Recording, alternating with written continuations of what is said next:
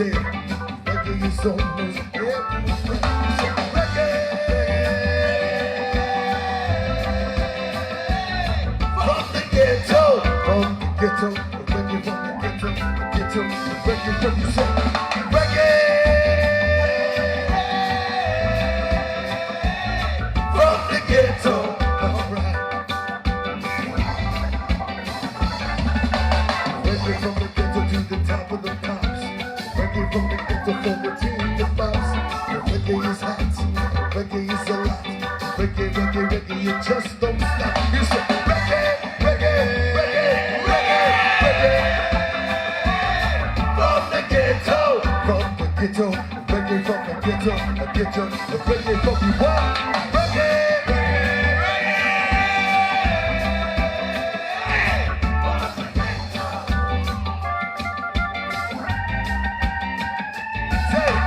Reggae from the ghetto to the top of the pops. Reggae from the ghetto for the team that bops. Reggae is hot, reggae is a lot. Reggae, reggae, reggae, it just don't stop. You say reggae from the ghetto, reggae from the ghetto, reggae you want.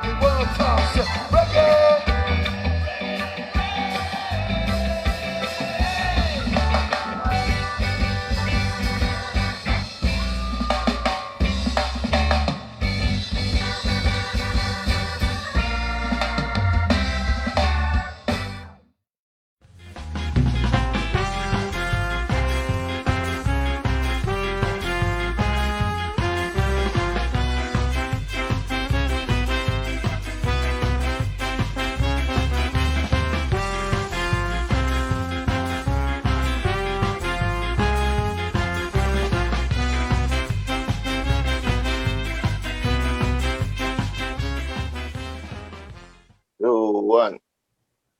Good evening, good night, and good morning to wherever you may be. I am your host, Cooley Ranks, here in the SuperNova Saturdays with a special guest from the future. His name is Jeremy Hunter, and he has come to bring light to the Facebook people. Jeremy, how are you doing today? I'm doing great. How are you? I'm good, man. Welcome.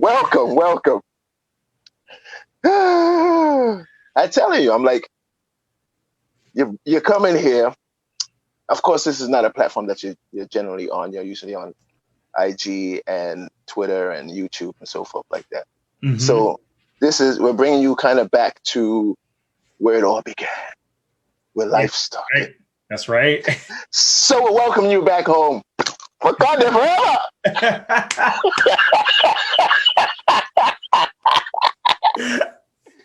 Welcome, Jeremy. What's up, man? What's up? Howdy. It's good to be back on the face. I mean, I still check Facebook. I still check in on it. A lot of work I do is still through Facebook, connecting with people. So I'm not like off Facebook, but I've deleted the app off my phone. I only use it on my computer. Ladies and gentlemen, this is the new generation, ladies and gentlemen. They have gone past into the future where we all try to get to. Thank you for coming. Of course. So Jeremy, what are you known for? Because maybe some people here are watching and they don't know. Maybe they think you're in Catbite. But what band are you in? What bands are you in? So I run a YouTube channel. I'm a content creator, and on that channel, it's called Skatunes Network. I take songs that aren't ska songs and transform them into ska songs. Mostly all by myself, sometimes with the help of friends if I ever want to. And aside from that, I play trombone in We Are the Union, and I'm actually a musician just in general, a freelance professional musician. So I do work playing with artists around. Like I played with Goldfinger last year. I played with Five Iron Frenzy 2 years ago. I've played with Your Big Fish as well. I've been around. I've played with other non-ska artists as well, plenty of times. So You mentioned that sometimes by yourself. I've only seen you by yourself, dude. I've seen you just making these masterpieces, and you're just like you're playing every single instrument. How did you acquire those skills, bruh? So I was a band kid in high school, as a lot of people who are especially from the 90s forward who are into ska. I feel like we're a lot of band kids. And I was attracted to ska partially because I've always loved just horns in general. And I started on trumpet. So that was the first instrument I ever learned how to play. And then my band director said we needed more baritones in band, and we had too many trumpets. So they switched me from trumpet to baritone when I was in high school. And I remember asking my band director, I was like, can I play trombone during concert band so I could start a ska band? That was like literally why. So then I learned trombone that way. And I was kind of like one of those band kids that just kept picking up instruments every time I got the chance. I'd be like, hey, can I play your flute or whatever? And then I would play it and figure it out. I never learned flute, but saxophone was one of those instruments for sure that I kind of learned. It's actually a funny story behind saxophone. I joined a band on saxophone as an April Fool's joke. Totally joined their band, went to practices for 2 months, and on April Fool's Day, I was like, April Fool's, I'm not in the band. And their songs are easy, so they're on like 4 notes. So I was able to like fake playing saxophone in this band for 2 months. Which you won't call the name because we don't want to shame them, right? Oh no, their names hold your fire. They're a band from South Florida that no one that I don't know knows that band. Everyone that knows that band, I also know them. So really small band. Okay. So I saw a post the other day that you did. You were talking about the origin of ska, which was very cool. And you was educating them, saying that, yeah, it was very cool. I like that. You was telling them that this is black music. Mm-hmm. This is why I have to Wakanda you, bro. Like I'm like you know your history, and you know what I'm saying. You're definitely the next generation that is holding it down for us. Yeah, you know there's definitely not many people are, I guess, talking a lot about the roots in like the younger bands. A lot of people just don't know. A lot of people kind of do know, and they don't understand that, because I feel like the ska scene itself is very aware of the roots of the genre. Like people who are into ska, people who go to the local shows, you see that a lot. But when you start to stray out of ska and towards like the regular person who has never heard a ska song, but they recognize the impression that I get, or like the few hits from the 90s, they don't know anything about the genre. So my goal with those types of videos is never really to educate people in ska, because people in ska more or less already know, the two-tone and the Scatolites and Desmond Decker and Prince Buster and all that. But it's the people outside of ska who don't know anything about the genre. So I always want to try to shed some light onto like what this genre is all about. Thank you for that. Thank you. So you're in We Are the Union. Mm-hmm. We have I've never seen you guys play, actually. But right. We definitely have a friend in common. Mm-hmm. Is it Brent? It is Brent. Everyone knows Brent. When did you guys start? How did you guys start? So that band, it's actually really funny, and I always make fun of them with the age, but because that band started when I was in 5th grade. They started in 2005.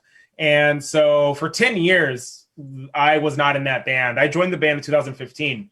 And the way I joined the band is every year, except for this year, obviously, in Gainesville, there's a festival called Fest. And it's like a huge like punk festival. Lots of bands play. Like Less Than Jake is a regular on that festival. The Slackers have played a few times. it's just it happens every year. And We Are the Union was playing pretty much every year except for the year they were broken up in 2012 or 13, one of those 2 years.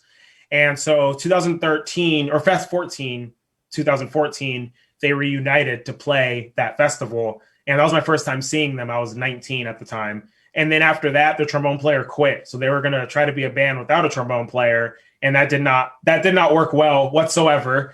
And so the next fest was actually supposed to be their last show ever. And me and Reed, the singer, had a mutual friend on Facebook. And that person was yeah, I know, right? It was that long ago. I was still on Facebook. And this person was like pestering Reed, like, let Jeremy play trombone for We Are the Union. Let Jeremy play trombone for We Are the Union. And at some point, Reed was like, we don't have a trombone. It's our last show. Like, sure.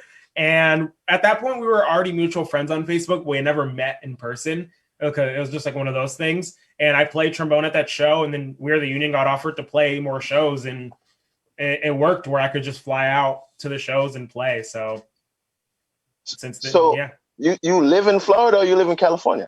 I live in Florida. I live in Gainesville. Okay. So how's the scene there? Like, I haven't been to Gainesville, oh my God, since... How's the scene there, bro? The Gainesville scene is interesting. So Florida has an incredible music scene. And Gainesville is definitely up there as far as just music in general. The punk festival I mentioned before, Fest, it's based out of Gainesville. No Idea Records started that. So there's a lot of talented bands from here. We have like 10 venues, so it's never really an issue booking a show here. And I think that formula makes a good scene. But as for ska, there's not much going on when it comes to ska music. People think Gainesville is a huge ska city, and there definitely is a lot of ska bands that are notable and just good in general that have come out of Gainesville. But especially since I moved here 3 years ago, I'm going on to 4 years coming next year. And generally just living in Florida, being involved in music, there hasn't been a lot of ska bands doing, like the Duppies are from Gainesville, and they're a name that a lot of people know. Obviously Less Than Jake is from here. And aside from that, there's like a few local bands I can name from like maybe 7-8 years ago, like Chupacabra or the Waxed Curbs are like another two names. There's like the Murmurs, like a surf like ska type band. But other than that, like, just not much happening right now for ska. So you've been locked down for, I guess, 6 or 7 months. We're not calling it anything else but just a lockdown. Right. They block us. So you've been locked down for about 6 months. And what have you been doing in those times? No, was it 4 months? 4 or 5 months right now because of this situation. Right. What have you been doing in that time? What I've been doing what I normally do, recording music. When it first started, I took a break for like 3 weeks, and I kind of just didn't do a lot but play video games and sleep and eat and take care of myself because I was working hard. I was supposed to go on a tour for a month, so I had made a month worth of content plus 3 more weeks because I always try to stay 3 weeks ahead. And So I worked really hard to get ahead, and then the tour, everything got canceled. So I was like, well, I have content made through May. So like, I'm just going to relax for like March, the rest of March, and not do anything because I deserve that. And so I did that. But after that, I just kind of started taking back on. I do commissions for people. I write music. I record for music. So I've been doing a lot of that. I've been utilizing this time to really dive into like Twitch was like a platform that I recently got more active on. And TikTok is another new platform that I got active on during this. I was like, I have the time, and people are now on the internet paying attention to artists right now. So I definitely took advantage of that. Yeah, man. I like what you do, man. You're very impressive. You don't waste time. Time is always used wisely with yourself. Every time I see you. Thank you. Yeah, seriously, man. You are the epitome of what the millennium is, and especially with the ska thing that you dude, you've just taken it to that level, man. I can retire now and sleep. I can go and play some video games. We're gonna play a couple of your videos right now and come right back. All right. All right. Sounds good. All right. Cool. Really nice to have you, bro. Yeah, of course. Johnny. Oh, videos. We're gonna play some of his videos. Oh, you messing with me? Yeah.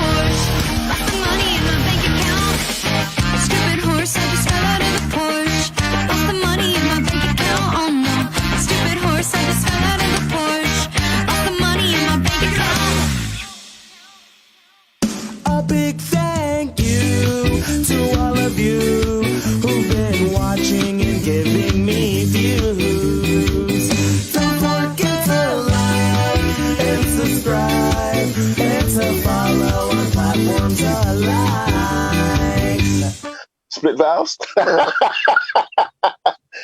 Look at you. You're all over here, bruh. There's 3 of you. There's way too many of me. Listen, and you got the dance going, bro. You got the dance. you got all eras of the dance, the skank. So, all right, let's. I don't know how to galvanize you, man. I'm just trying to get one part at a time of you. Okay. So the Skatunes Network, when I saw that at first, with the logo and everything, I thought it was, the Cartoon Network and this dude is sponsored by Disney and so forth like that. But you're an independent artist? Yeah, independent. So they didn't say anything about that logo, bro? No, so it's protected under parody. If you wanted to get legal with it, it's protected under parody. You can't copyright checkerboard. Ska bands could try it and people could try it, but yeah, it's protected on parody. But also, I have friends that work in the industry. Cartoon Network for 3 years now has been extremely aware of the existence of this, and they like it. I also some people don't know this, but I actually worked for Cartoon Network on a few projects. I recorded horns on the Steven Universe movie, and I'm credited in the movie as Skatunes Network. It's Jeremy of Skatunes Network Hunter in a Cartoon Network movie. So whenever people are like, "Oh, Cartoon Network's gonna sue you," and it's like, actually, you can check the credits of one of their movies, and there I am. So wicked. So how did you start with the Cartoon Network? How did you come up with that concept? So this is going back to when I was in high school. I was on Tumblr, which is like a blogging. It was popular back in the early 2010s decade, and that my username was Skatunes Network, but it was Skatoon. And the reason it was that because the Cartoon Network logo was checkerboard. And so I went on MS Paint and I changed the car into a ska and I put it on there, and it went viral. So I was like, all right, I'm going to make this my username. And since then, it was like 2011, I believe, or 10, I was using that username for everything. That's why some of my social medias have the OON, is because they're just really old social medias. And I just never change them. So when you're doing your posting, are you posting to all platforms simultaneously, or are you doing it individually? Individually. Oh my God. Part of that is I haven't found a good app that I like that posts everywhere. But part of it is I think there is a slight human trait, or like a human vibe to doing it individually. I see a lot of groups, especially, they have a Twitter, but when you go on their Twitter page, it's just like, it looks like an auto post that's sharing from Facebook to Twitter. And especially with newer apps like Twitter, Instagram, kind of like TikTok, things like that, it's very interactive based. If you interact more with people, the more successful your platform is. So I see a lot of ska bands kind of making the mistake of, they get on Twitter and they just post new song with nothing else there. And then they'll post show coming up. Here are the details. It's like people on Twitter want to see you, saying something stupid, not talking about music. If you say something stupid and then link your music under it, people will listen to your music more, The tools of the trade. So you got the Cartoon Network, and what launched it after you got the logo, you said, this is who I am. what launched it to the next level platform where you're doing ska covers and so forth like that? What did that? So it was on Facebook, and it was in April. Yep, Facebook. Going back to that ancient time. It was April of 2018. I did a cover of the Mii Channel theme. It's a song from the Nintendo Wii, like, gaming console. I don't even know what to call it. It's like one of the themes of the console, I guess, when you're like building your like avatar character. And so I made a cover of that, and it just popped off. I had just made the Facebook page, and that was like the first thing I posted. And then that went viral, and I got like 50,000 likes on the first day. So I was like, oh, great. And then I just started Patreon a month before that too. So, and the only reason why I made that cover was because my job was cutting my hours. So I was working at a diner, and I was making biscuits and bacon. That was literally my job. Show up and make sure we don't run out of biscuits, and make sure we don't run out of bacon, and do that for 8 hours a day over the weekend. That was my job, and I hated it. And so they cut my hours to 1 day a week, and I didn't have enough to pay rent. So I was just like, I can make more ska covers, I guess. And I like kind of started focusing more on Patreon, and then that cover went viral. The Patreon grew to like 300 a month, and I was like, all right, that's like my rent almost. So like, wow. Gainesville's cheap. So thankfully, Gainesville's really cheap to live in. Between my job there, I was teaching marching band and doing Skatunes Network. I made just enough to like cover existing, and since then it's only grown. So back to teaching just for a second. You are classically trained into compositions, or is it something else? You're trained in compositions? Mm-hmm. Yeah. So I was studying music composition. Yeah, I can do performance too. So the life of a musician is you're never really trained solely to do one thing. And if you do that one thing, you're damn good at it, and you're probably doing more than just making ska covers. Like, you're probably performing at Carnegie Hall at that point. But yeah, so performance was never on my radar. It's kind of just the thing I like to do. But my true heart is in writing music and being the person who's, when you're watching a commercial and you hear that background song, like, I've always kind of wanted to be the person writing that music. When you're watching a movie and you hear like the strings and the piano, like, I've always wanted to be the person doing that. So that's what I studied in college. Brilliant. There's some questions here from Annie. Could you read Annie Clemens' question there, John, please? Hello? Oh, You're sorry. not on, please. Okay. Can we jump back? Oh, I think we covered that, the first one. Okay. Annie Clemens' question. Jeremy, is there any genre that will simply not bend to your will and become ska? Gregorian chants, Mazzy Star? A ska cover of a Gregorian chant. So Gregorian chants, that's an interesting one, because I feel like once you add a rhythm, it's not a Gregorian chant anymore. But so I have had songs that I've struggled with creating ska versions of. Sometimes it takes many, many times. And sometimes the answer is, I'm trying to make a ska punk song, and that's not going to work. But a rocksteady version of it will. And that's like the beauty of ska, is between the trad, the rocksteady, reggae, ska, two-tone, ska core, all of it, I think the range is big enough where I can do some sort of ska rendition of something, regardless of the original source music. So far I have yet to find a song that is impossible. Some songs just take me time to figure out. And I see the next question there, because from a fellow trombone player, Chris Malone. Could you read that one for me too, John? Oh, Chris Malone. Yep. So who are some of your favorite up-and-coming ska bands that are active out there right now? Yes, well, if you follow me on social media at all, you will definitely see that I always hype up Kill Lincoln and the Bad Time Records crew. Sorry, there's something in my eye. Kill Lincoln, Bad Time Records crew. So like Catbite, which I'm wearing one of their shirts right now. They're also another favorite of mine. Over in the UK, recently got into Call Me Malcolm. That's a great band as well. The Delarinians is a band that I found recently. I believe it was Craig Mills, a homie of mine, told me about them. I'm not entirely sure, but they're also another band. They're more in the rocksteady vibe, like the more trad ska vibe.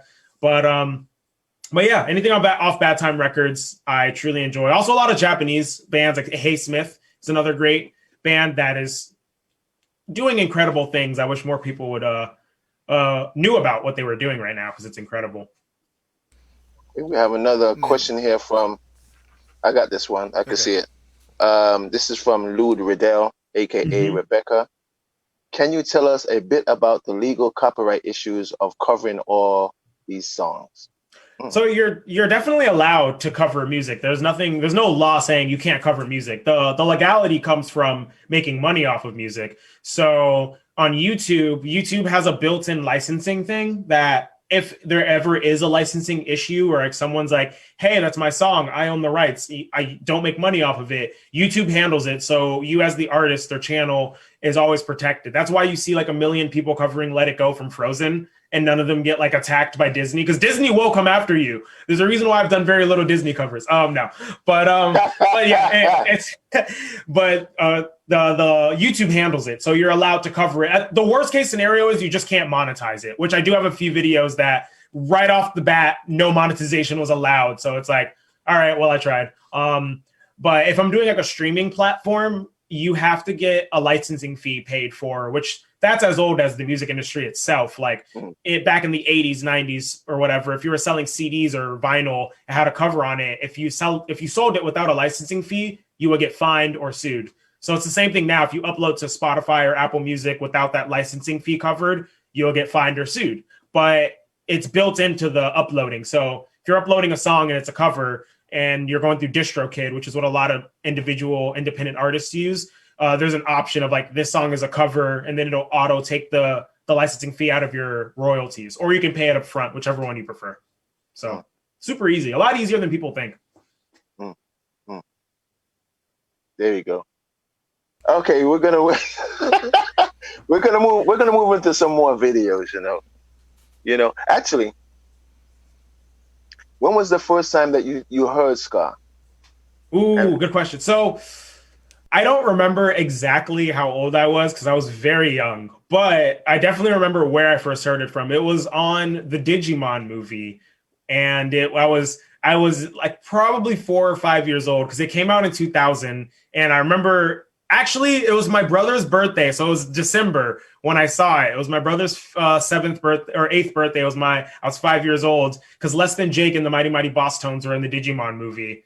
And we saw it in theaters. I'm remembering now. So yeah, I was 5 years old, but I didn't discover it was a genre until I was like in 8th grade when I revisited the soundtrack. Because like when you're in 8th grade or so, like you're like becoming a teenager, you're like, who am I as a person? What do I like? And like I was like, I like the Digimon movie soundtrack. I remember I liked the music in that movie, so I found Less Than Jake. And back then I was using a thing called LimeWire, FrostWire. And I was digging for Less Than Jake songs, and then I downloaded a Rubik Fish song that was titled as a Less Than Jake song because that's how LimeWire worked back then.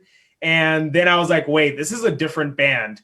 Oh my God, this is a genre. And then it clicked for me, and then I found out about ska, and the rest is history. Really, you are a real millennium, man. God, 100%. You're 100%, man. Taking us to the future. Thank you, bro. Yes. What's your favorite band? Because you talked about bands that you like, but what is your favorite band? This is always a hard question for me because I listen to a lot of music and a lot of music for a lot of different things. Right now, I would have to say a handful of my favorite bands would be like there's a band from one band. My answer used to be We Are the Union. That used to be my answer, and then I joined. so I'm no longer allowed to say that. But I guess right now a band I've been listening to a lot is it's a band called Bad Moves. They're a smaller band. They're from Washington D.C. They're kind of like 90s alternative rock mixed with like indie type deal. But it's a common misconception. A lot of the music I listen to actually is not ska. So a lot of I love ska. I love ska so much. But if you look at like my library of music, ska is not a overwhelming part of it. So okay, there's a lot of ska though in that library. Okay, it's okay because ska blends with so much music, man, and we steal from so many different veins of music. It's fine if you like other music. Speaking of which, you said before, and I noticed it in one of your posts, you said you like to compose other music. What would be that? Say like they said we're gonna give you this platform right here to do anything you want to do. right now, what does that music sound like? So right now, I would get really experimental. So as of lately, I've been getting a lot more into video game music, especially like jazz inspired video game music. There's a whole community, both in real life, similar to like the DIY ska community, where people make video game music, both like sounding like a video game or creating like jazz, classical, like punk renditions of video game music. That's something I found recently. I think it's really cool, but I think I would kind of take something like that and mix it with like real, like romantic or contemporary era classical music and kind of just try to create a whole new thing. Cause I mean, people have done it. I'm not going to be like, I'm the first person to get this experimental, but we live in an age that's digital. You know, it's like 50 years ago, you couldn't play a trumpet into a microphone and add effects to it, but you can now. And that's a whole new soundscape that people have been messing with, but no one's really taken to that extreme. And that's like the type of stuff I would want to do. Like, let's utilize technology with acoustic instruments and vice versa and see what we can create that way. Yeah, you do that, man. I see what you do. I have another. You know, I've been wanting to talk to you for a minute, right? Right. That's why I'm picking your brain. Of course. So, okay, now we're gonna go into your video capabilities now, because you do some crazy stuff with your videos. How are you filming yourself jumping in the air and then slowing down the music, and then there's another guy over here, how you're doing all of that, right? Yes, yeah. So the only thing in that the first video that we had aired, the little animation of the ribbons, I commissioned a friend to make those. I just paid the money. They made them in like a day. Super simple stuff. But other than that, I've never outsourced video for anything. Everything has been edited by me. And when I was in high school, I was in TV production. I was a band kid and I was a TV production kid. Those are the two things I did. So I actually got certified in Adobe Premiere. I could go apply to work at Sony editing in Adobe Premiere. I have the certification if I wanted to. That's something I could do. I would not be great at it. I would not be the quickest. I would definitely probably not get the job, but it's something I could definitely, and it serves its purpose for YouTube. And I'm constantly like that first video we watched, I wasn't even sure if I could do any of that. I had the idea in my head and I was like, okay, I understand this program. I got certified. Let me see if my understanding of it still holds up. And then that was my first time ever doing any of that editing. So I was like, okay, the ideas in my head that I had worked. So I'm glad that I'm better at editing than I gave myself credit for, because I thought I was going to give up on that video halfway through. The editing was not easy, but. Yo, ladies and gentlemen, if you have not checked this guy's page out, man, it's a lesson to be learned on all of his videos. It's something you're a special dude, man. Thank you. You're welcome, man. You're welcome. And it was a chance meeting you that night. It was a horrible night too. Not because I met you. It was just a horrible night. I hope it wasn't because you met me. It wasn't because of you. It was just a horrible night. We said we're going to do a pop-up tour. We popped up all right, but nobody else popped up. We were the only ones that popped up. Yeah, I think someone told me about that show the day of, too. And Gainesville's small, and if I'm not doing anything, because I used to live in South Florida. So if you find out about a show the day of, it's like, oh, great, I have to drive to Miami. That's like a 3-hour drive, and it's only 10 miles. So but living in Gainesville, it's great because someone will tell me about a show at 8 p.m. and I'm like, great, the show's going to start in 3 hours. I can eat dinner. I can go take my dog on a walk. I can do everything and then go to the show. And then it's over at like 3 a.m. or whatever. No, shows aren't that late in Gainesville anymore, thankfully. But we're going to watch 2 more of your videos and we're going to come back and talk to you in a couple more minutes. Sounds good. All right, real good. Respect. Janet.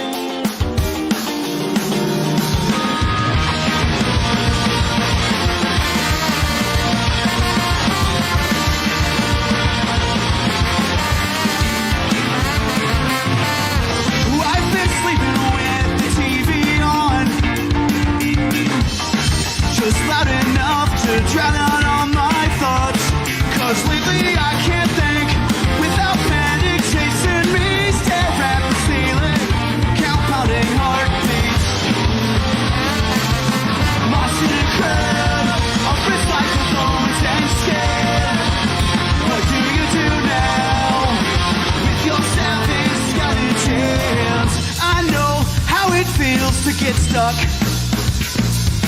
Lonely, melancholy, nothing makes you give a fuck. But if our stubborn bones can grow new on their own, then we can change ourselves, build a better home. Lost in a crowd of recycled bones and scared. What do you do now with your 7 skeletons?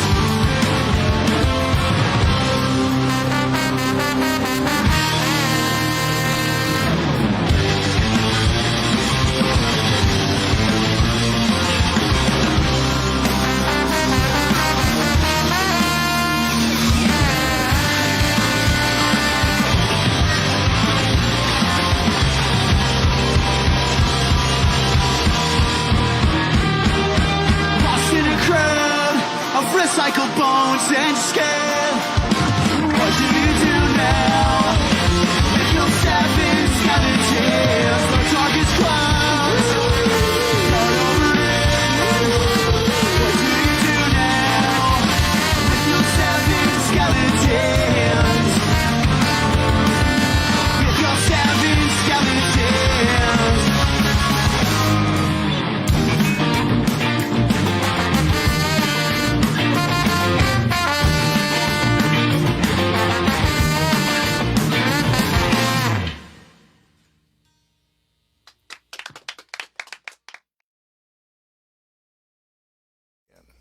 Yeah, we're gonna address that. What was the reason why you left Facebook?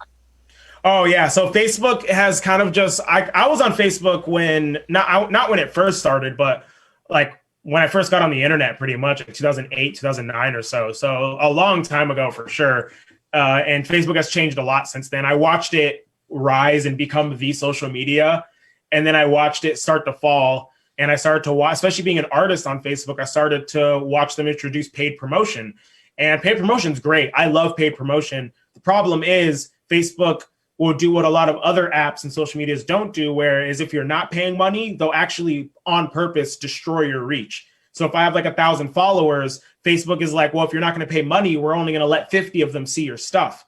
And that's the problem I have with Facebook. Instagram kind of does it too, because they're owned by Facebook, and it's getting worse. I'm getting a little fed up with Instagram too for that same reason. But Twitter is like, if I post something right now on Twitter, if 1,000 of my followers are online and open up Twitter, all 1,000 of them will see my tweet. So like Twitter doesn't work like that. And I think you can pay to promote on Twitter and it will reach more people. But it's like, I don't want to have to pay money for people who like my stuff to see my stuff. And when I made a leaving statement like almost a year ago at this point on the Skatunes Network Facebook saying, I'm tired of this platform. I've been working really hard with it. In each post, they're blocking my reach more and more. So I'm giving up. If you want to like follow my stuff, subscribe on YouTube. And I had like 3,000 or 4,000 likes, which is the most likes I've had in years. And all of the comments were, this is the first post I've seen from you in over a year. I thought you just stopped doing Skatunes Network. And it's like, why am I putting this energy in this platform that is purposely trying to make me pay money for my own fans to see my stuff? So wow. Because I have a lot of followers in here, but I only have a certain amount of people liking the page, and I wondered about that. Mm-hmm. Okay, it's time to leave you guys. I'm gonna join the millenniums. Looks like we need to broaden our platforms for SuperNova Saturdays. Well, we're still here for now, but you know, right. it's definitely a consideration. So when you made the jump from Instagram to IG, and then you made the jump from IG to YouTube, or you did that all at the same time? It was kind of all at the same time. So I didn't necessarily since I'm younger, obviously, so I kind of like watched the whole social media thing rise and was a part of it. I got onto Instagram like in 2011. I got on Twitter in like the same, like 2012 or so. And so I was pretty early onto like all of these platforms as they were like rising. But when the Skatunes Network brand happened, when it blew up, I was like, I'm just going to change my personal Instagram because it already has 3,000 followers. I'm just going to change it into Skatunes Network Instagram. And so I just changed the handle on all my social medias to Skatunes Network.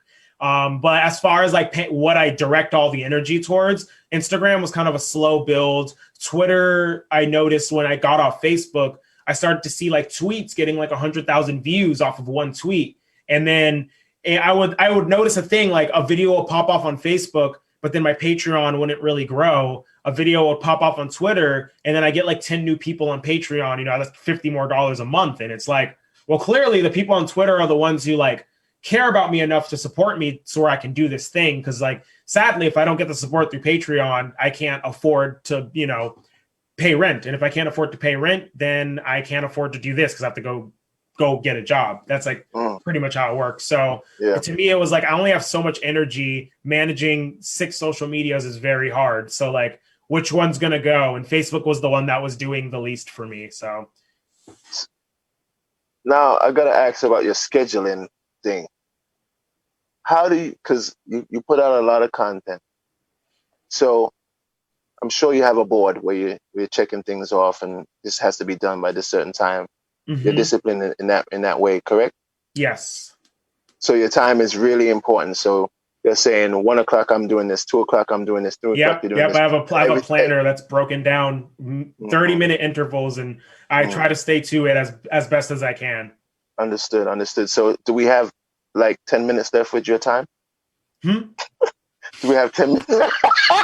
No, I'm done for the day. So if we want to keep going, we can keep going. I'm done for the day. We're gonna keep you to 10 because I need to eat after this, you know. Right. But really and truly. So what are the songs that you sang that you find to be the best and most inspirational for yourself that you sang? That were covers? Yes. Or covers or what have you. Definitely. There was a period where I was doing a good amount of covers. It was like February of last year, of 2019. I don't know what it was about those specific choice of covers that I chose, but I was having a lot of fun. Those are probably like some of the most fun I was having creating. I always have fun creating covers, but it was definitely like I did the Arthur theme song, and that song, which I learned from doing that cover, that's by Ziggy Marley. I did not know that. But doing that song, I think it's just because that song is a very good representation of like what ska is supposed to be all about, you know, like have a wonderful kind of day. We're all work and play and get along with each other. Like it's the vibe of what ska is about, and like music bringing people together. So, yeah. So as a millennium, because I got to bring it back to you as a younger person, because there's a distinctive gap between yesterday and today, as far as the music goes. Because you're on the IG and we're here on the Facebook. What do you see the bridge that can mold the two? I've been trying to figure that one out for a long time. I think with the bridge, I'm not sure if it's going to be a bridge necessarily. But I think if Facebook lightened up on the algorithm control that they have, then I think people would kind of be a little more down to use Facebook more. But the problem is I don't think Facebook is ever going to do that. I think they make too much money the way they like get certain things going, like in people's feeds. But I'm really trying to make, I'm speaking in terms of generation. Okay, so because you're the millenniums that's on the IG and you're on the YouTube. So how do we bring, say, like the 90s ska, the 70s and the 80s ska to where you guys are, so we all meet in the same room? That's a great question. I think the most effective way can kind of start with the bands type thing. You kind of just don't see a lot of like when's the last time a band like Hepcat toured with the band like Real Big Fish, you know? Like two completely different vibes. Obviously, the Hepcat fan is very different from the Real Big Fish fan, but I would go to that show. I love Hepcat. Like, you know, it's like I would love to see those bands. And it's like with Skatunes Network, we do really well like in the emo scene. The emo indie rock scene loves Skatunes Network and supports us. But we were supposed to be doing a lot of shows with like emo bands and indie bands this year. A lot of them fell through, but it to me, that's proves that you don't need bands to sound the same to have a successful show. And I kind of think that's like where the idea is. You always see like the traditional ska bands playing with each other. You always see the third wave ska bands playing with each other, the ska core bands playing with each other. It's like we could all just play together. Like Back to the Beach was kind of a living proof of that. You know, that festival worked well. I saw Hepcat right before the Aquabats, and then I saw Goldfinger after the Aquabats, and then Suicide Machines was on that show too, and Fishbone. So it's like so many different types of ska were on one show, and everyone loved it. So to me, it's kind of been a mystery that you don't see more ska festivals like that. Like they did Skanksgiving last year, and it was like the Planet Smashers, Big D, Goldfinger, Suicide Machines. So many Cat Bite, Kill Lincoln, Backyard Superhero. So it was like old bands, new bands, some two-tone influence, some like heavy punk influence. And the show was great. I was on stage like 4 times playing with bands throughout the night. And I was there from the beginning, and every band, you know, the crowd was hype, and it was the most tickets they ever sold. So it's like, it's the obvious answer of, if you just get more ska bands to play together, the shows will be better. But for some reason, a lot of ska bands don't have that figured out. I don't know why you don't see more ska tours happening. But So that's why we big up SuperNova, because SuperNova is on that for sure, bridging these gaps and making sure that people come together. This is it. This is the platform, ladies and gentlemen. This is we're coming to the end of the evening. Well, we got a couple things. We got a couple things. I got to hold on a second. I'm going to talk to the young man. Oh, now you want to talk? Well, no, I don't want to miss. So number one, I'm listening. Number one, there's a raging debate going on in here whether you are in fact millennial or Gen Z. Me? Ooh. So they think you're right at the end of millennial and maybe Gen Z, but they're trying to figure it out. All right, so I'm a millennial. It's not, there's no question about it. The millennial generation, the earliest I've seen people say it cuts off is 96, or the latest, I should say. The latest I see people say that it cuts off is 96. I was born in 95. So I am very much at the very tail end. However, I have seen this phrase before, and it's called a zillennial. And zillennials are millennials that get mistaken for Gen Z and vice versa. So it's like, I kind of have that decrepit humor of Gen Z, but I definitely remember things. Here's how I describe the generations, and so far no one's been able to prove me wrong. By the time you entered the working force, so graduating college, I would consider like 21 to 24. You know, Which college was that? Which college was that? I went so I went to Santa Fe College in Gainesville. I went to Broward College before that, and I was supposed to transfer to UF. I got into University of South Florida School of Music. I got into FIU and FAU, and then I started making a lot of money through music on my own. And I was like, I don't have debt. I don't need debt. I'm sustaining myself. So college is on pause until then. But I was taking like lessons with professors on composition. I was doing a lot more than someone getting their AA would in that setting. So okay, that question was from Rebecca. Now continue to tell us about the Gen Zs. Oh, yeah. So here's how I describe it. And I think it answers any question. By the time you enter the workforce, if the internet was not a thing, you're Gen X. Gen X, by the time they were like 21, they were already like getting out of college, and the internet wasn't the way we know it. If you remember a time in which the internet wasn't a thing, or wasn't the thing as we know it now, or the era of social media, but by the time you enter the workforce, you're a millennial. And if you can't remember a time before social media, before an iPhone, you're Gen Z. And that's kind of how I describe it. So, and so far, no one's been able to tell me that I'm wrong. The millennial is the generation that watched the rise of the internet. There you go, ladies and gentlemen. That's our millennium telling us what's going on here in this world. We are so far behind in this world, but these are the people that's going to make the moves and change the world for us. Jeremy Hunter, it was a pleasure to have you here on the show. Thank you. Invite us all to your platform so we can become part of the Millennium crew and the Gen Z crew, because we don't even know who they are. Yeah, of course. If you follow me enough on all my social medias, you'll soon figure it out. I'm going to follow you, bro. I'm going to follow you. Thank you so much for coming on the show. It's been my pleasure. Of course, Really nice to meet you, man. Really nice to meet you. Yeah, ladies and gentlemen, I think next week we have Ken Stewart from the Scatterlights, if I'm not mistaken. Please tell me who I have, or is it Dave from Big D? John. Oh, hello? He's off there. He's not ready. Well, we'll be back next week, Saturday. Same time, same bad channel. And thank you very much for having us all into your living rooms this evening. And I hope you did like and share, because this is not something that you should just keep for yourself. Like and share and let everyone know what's going on. And shout out your hoods and all of that thing too. And we'll see you again next week. Thank you. Thank you. Thank you, Jeremy. Thank you, John.